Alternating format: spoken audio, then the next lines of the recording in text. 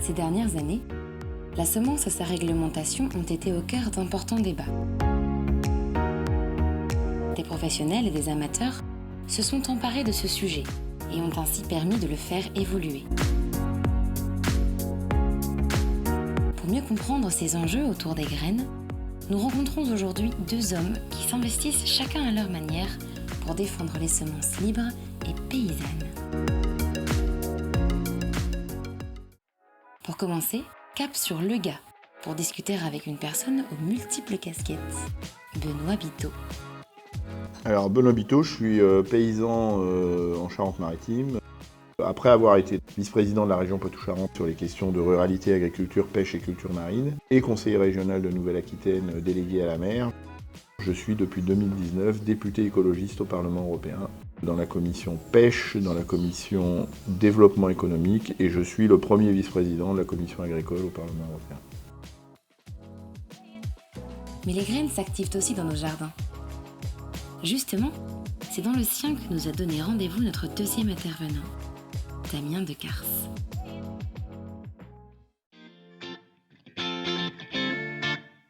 Je m'appelle Damien Decars, je suis passionné par l'écologie, le jardinage et je diffuse ma passion avec des vidéos sur internet et par des livres également.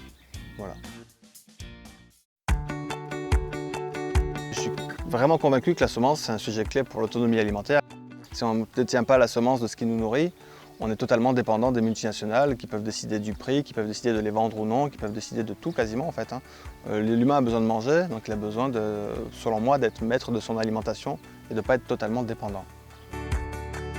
Justus van Liebig disait à juste titre que celui qui possède les semences maîtrise le monde.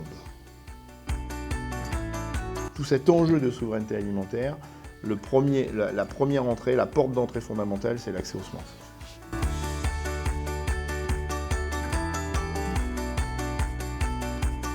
Je pense qu'effectivement, l'alimentation, c'est un sujet qui nous concerne tous, qu'on soit professionnel, agriculteur et qu'on produise beaucoup, ou qu'on soit simple consommateur, parce qu'en fait, on est liés. Ce que j'essaie de faire, c'est de sortir d'un débat agricolo-agricole et plutôt essayer d'engager ce sujet-là de l'agriculture, de l'alimentation, de la nourriture, mais aussi du climat, de la biodiversité et de la santé dans un véritable débat de société.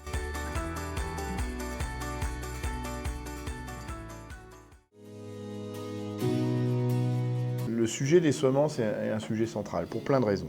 Aujourd'hui, on utilise des ressources génétiques très performantes, avec des gros potentiels génétiques, mais qui, pour atteindre ces gros potentiels génétiques, nécessitent beaucoup de fertilisation azotée. Et derrière la fertilisation azotée, il y a la dépendance au gaz, il y a la dépendance au pétrole, il y a la dépendance aux énergies fossiles en général. Et là, les semences de population ancienne, de population locale, jouent un rôle central. Parce que ces semences sont particulièrement adaptées au milieu sur lequel elles évoluent, elles sont en permanente évolution. Et l'évolution du milieu la plus probante aujourd'hui, c'est justement le changement climatique. Le deuxième constat avec ces populations locales et anciennes, c'est qu'elles sont particulièrement rustiques. Elles exigent de beaucoup moins avoir recours à de la fertilisation azotée avec ce que j'ai expliqué qui participe au changement climatique. D'un côté, l'agriculteur doit passer par la casse semences tous les ans. L'année d'après, il ne peut pas ressemer son grain, il est obligé de repasser encore. Et il est dans ce cercle vicieux, alors que nous, on est dans une logique où on récolte nos graines, on n'a plus besoin de pesticides, plus besoin d'engrais de synthèse, plus besoin d'irrigation, et on est dans des niveaux de productivité élevés. Économiquement parlant, en termes de coût de production, c'est imbattable. C'est compliqué d'être son propre semencier quand on est agriculteur, donc effectivement, il faudra créer des collectifs. Il faudra construire un dispositif collectif, associatif. Ça existe. Moi, j'ai participé à l'émergence d'une association en Poitou-Charentes qui s'appelle Cultivons la biodiversité en Poitou-Charentes. C'est typiquement ça qu'on fait au sein de cette association. Mais c'est une association dont la gouvernance est pilotée par les collectionneurs et les agriculteurs. Ce qui m'a posé problème à l'époque, c'était que quelques multinationales détiennent la semence de l'humanité. On a cofondé en 2009 une association qui s'appelle La Graine Indocile. Le but de cette association, il a un peu évolué avec le temps, maintenant on est en 2022, mais à la base, c'était entre autres de promouvoir des semences reproductibles résistantes aux maladies. À cette époque-là, en 2009, il y avait pas mal d'assauts qui étaient en procès avec pour justement ce qu'ils voulaient diffuser des semences reproductibles et on n'avait pas le droit de faire ça. Il existait des semences qui étaient reproductibles et on n'avait pas le droit de les diffuser en fait, on n'avait pas le droit de les vendre. Les jardiniers étaient obligés d'aller racheter des semences qui étaient justement pas reproductibles. C'est-à-dire que si on achète des tomates F1, on va avoir des tomates, si on garde les graines, après on a des tomates qui peuvent faire n'importe quoi. Et donc ça me trouvait ça un peu scandaleux qu'on soit obligé d'aller acheter nos semences alors qu'il existait des variétés reproductibles. J'ai envie de paraphraser Clémenceau. Clémenceau disait la guerre est un sujet bien trop sérieux pour le confier aux militaires. Et là, je dirais que les ressources génétiques, les semences, sont un sujet bien trop sérieux pour le confier aux semenciers. Et donc, laisser les paysans préserver ce patrimoine génétique, qui fait que si on le laisse aux paysans, on aura une multitude d'écotypes.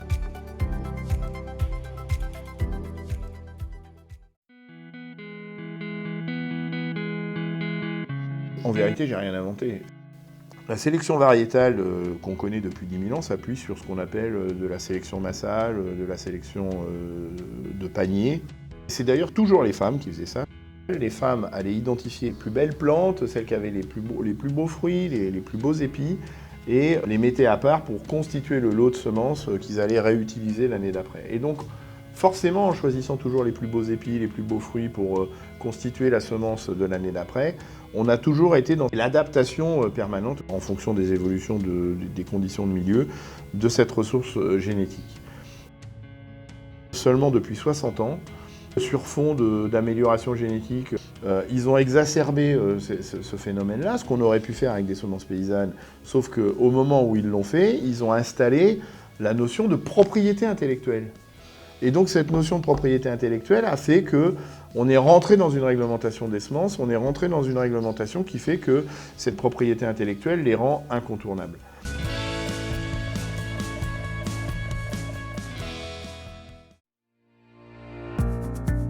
J'ai un parcours avant de scientifique, d'ancien chercheur, et j'ai notamment animé un réseau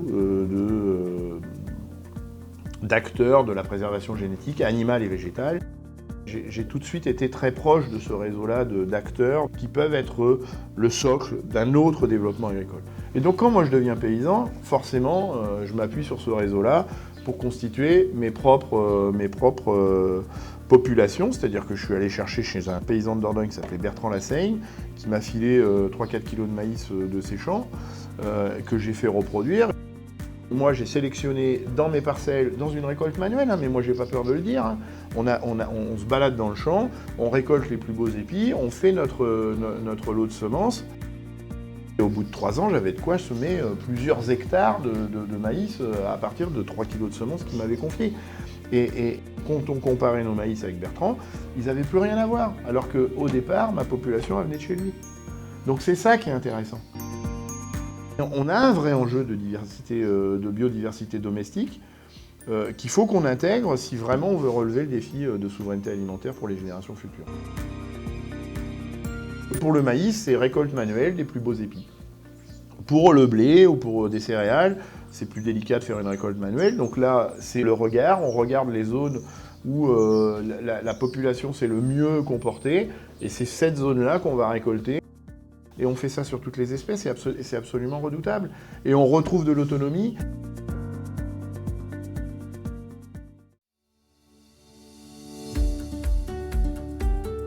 En gros, la permaculture, on pourrait dire que c'est prendre soin de l'humain, prendre soin de la terre, produire et partager équitablement.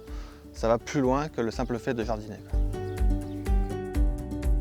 Au niveau de l'autonomie alimentaire, que ce soit d'un village, d'un pays, d'une région, d'une famille, c'est important de produire au moins en partie de son alimentation.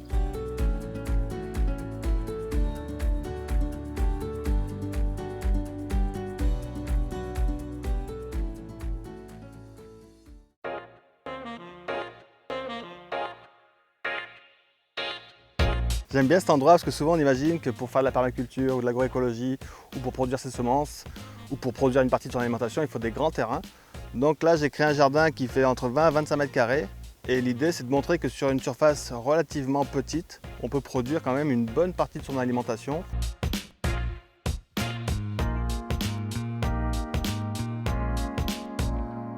Toute l'année, en fait, ça produit. On peut produire des légumes toute l'année sur un jardin. Donc là, on est sur des bacs de culture. Moi, j'ai installé ça parce que j'ai des canards coureurs indiens qui sont en liberté dans le potager. Et il y a un autre avantage, c'est que ces bacs, il y a du grillage au fond. Et du coup, c'est des bacs anti-campagnols. J'ai aussi quelques campagnols qui se baladent ici. Et en plus, c'est jamais trop gorgé d'eau vu que c'est hors sol. Il a beau pleuvoir des quantités folles d'eau, l'eau, elle descend, quoi. Je pense que ce mode de vie-là, en fait, amène plus d'épanouissement que de difficultés. Effectivement, produire des légumes, c'est du travail, hein, c'est pas tout simple, mais ça apporte tellement de connaissances, d'enrichissement, de bien-être. De se dire qu'on jardine, qu'on est en train d'améliorer l'écosystème qui nous entoure, qu'on a de plus en plus de biodiversité, à la fois ça a du sens parce que ça va nous nourrir, mais ça a du sens aussi pour la planète sur laquelle on vit, pour essayer de laisser un monde plus joli pour nous, pour les générations futures, quoi. Il y a beaucoup d'axes à suivre à mon avis pour essayer de faire changer les choses. Donc à la fois il faudrait que ça se joue au niveau politique à grande échelle pour changer les choses fortement et à la fois on est très nombreux, si chacun fait un petit geste, ça peut changer également énormément les choses. Moi j'essaie d'abord sur ma ferme, de faire la démonstration que dans une approche globale, on peut intégrer bien sûr la dimension alimentaire, hein. Il faut que ça reste une fonction forte de l'agriculture, mais aussi faire de l'agriculture un secteur où on intègre ces enjeux pour lesquels on a vraiment rendez-vous avec l'histoire du climat, de la biodiversité et de la santé. Je suis content de voir qu'il y a plein de gens qui ont commencé en plantant 2-3 légumes et qui maintenant peut-être vendent des paniers de légumes. Ils sont plus autonomes et plus heureux également. Si on se retourne vers un truc qui a du sens, ça fait du bien à tout le monde, quoi. Ça peut faire peur de se dire là je vais faire mes semences, mais déjà je ne sais même pas faire pousser une plante. Alors, comment est-ce que je vais faire mes semences? Ça peut paraître très très lointain et très très compliqué.